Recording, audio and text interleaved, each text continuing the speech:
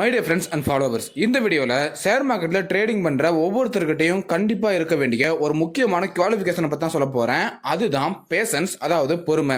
ஏண்டா இதுதான் எங்களுக்கே தெரியுமே அப்படின்னு சொன்னீங்கன்னா அஃப்கோர்ஸ். பட் நான் இந்த வீடியோவில் சொல்ல போகிறது இந்த பேஷன்ஸ் எந்தெந்த இடத்துலலாம் உங்களுக்கு கண்டிப்பாக இருக்கணும் அப்படிங்கிறத பற்றி தான். ஸோ வீடியோ ஃபுல்லாக பார்த்துட்டு உங்களோட கருத்துக்களை கமெண்ட் பண்ணுங்கள். ஓகே, நம்பர் 1, மார்க்கெட்டை அனலைஸ் பண்ணும்போது எஸ் மார்க்கெட்டில் என்ன ட்ரெண்ட் போயிட்டு இருக்கு, என்ன ஸ்ட்ரக்சர் போயிட்டு இருக்கு, எந்தெந்த இடத்துலலாம் important support and resistance levels இருக்கு, இதெல்லாம் நீங்கள் அனலைஸ் பண்ணும்போது அவசரமா அனலைஸ் பண்ணீங்க அப்படின்னா உங்களோட அனாலிசிஸ் மட்டும் தப்பா போறதோட இல்லாம அந்த அனாலிசிஸை பேஸ் பண்ணி நீங்க எடுக்கக்கூடிய ட்ரேடும் தப்பா போய் லாஸ் ஆகிறதுக்கு நிறையவே சான்சஸ் இருக்கும்.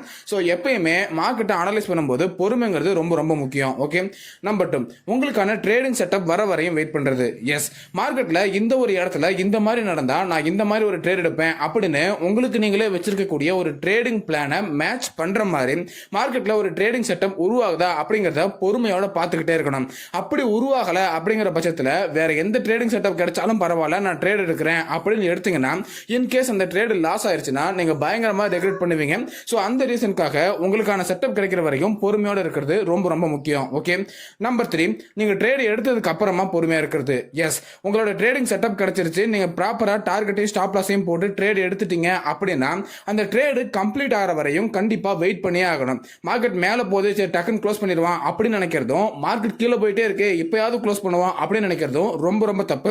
ஒரு ட்ரேட் எடுத்துட்டீங்கன்னா அது கம்ப்ளீட் ஆகிற வரையும் வெயிட் பண்ணா மட்டும்தான் நீங்க எந்த ஒரு ரெக்ரெட்டும் இல்லாம கடைசி வரையும் ரொம்ப ஹாப்பியா ட்ரேட் பண்ண முடியும். ஸோ இந்த இடத்துல உங்களுக்கு பொறுமை ரொம்ப ரொம்ப முக்கியம். ஓகே, நம்பர் 4, ட்ரேடு கம்ப்ளீட் ஆனதுக்கு அப்புறமா எஸ் நீங்க ஒரு ட்ரேட் எடுத்துட்டீங்க, அது கம்ப்ளீட் ஆயிருச்சு, அதுல உங்களுக்கு ப்ராஃபிட் வந்திருக்கு அப்படின்னா ப்ராஃபிட்டை பார்த்து ரொம்ப ஓவரா எக்ஸைட் ஆனீங்க அப்படின்னாலும் அடுத்த ட்ரேடு கண்டிப்பா பாதிக்கும். ஒருவேளை லாஸ் வந்துருச்சு, அந்த லாஸை பார்த்து ரொம்ப சேட் ஆகிறீங்க அப்படின்னாலுமே அதுவும் அடுத்த ட்ரேடை கண்டிப்பா பாதிக்கதான் செய்யும். ஸோ இந்த இடத்துல நீங்க பொறுமையோட இருக்கணும். இந்த இடத்துல பொறுமை அப்படிங்கிறது ஒரு காமான மைண்ட் செட்டோட இருக்கிறது. ஸோ இந்த ட்ரேட்ல நம்ம சக்சஸ் பண்ணிட்டோம், இதே சக்சஸ் அடுத்த ட்ரேடுக்கும் ட்ரை பண்ணுவோம் அப்படின்னு நினைக்கிற மைண்ட் செட் இருக்கணும். ஸோ இந்த இடத்துலயும் உங்களுக்கு பொறுமைங்கிறது ரொம்ப ரொம்ப முக்கியம். ஓகே, ஸோ இந்த 4 இடத்துலயுமே உங்ககிட்ட ப்ராப்பரான பேஷன்ஸ் இருந்துச்சு அப்படின்னா நீங்க ஒரு ப்ராஃபிட்டபிள் ட்ரேடரா மாறதை யாராலையுமே தடுக்க முடியாது. ஸோ இந்த விஷயத்தை பத்தி நீங்க என்ன நினைக்கிறீங்க அப்படிங்கறத கண்டிப்பா கமெண்ட் பண்ணுங்க. அடுத்த வீடியோல பார்க்கலாம்.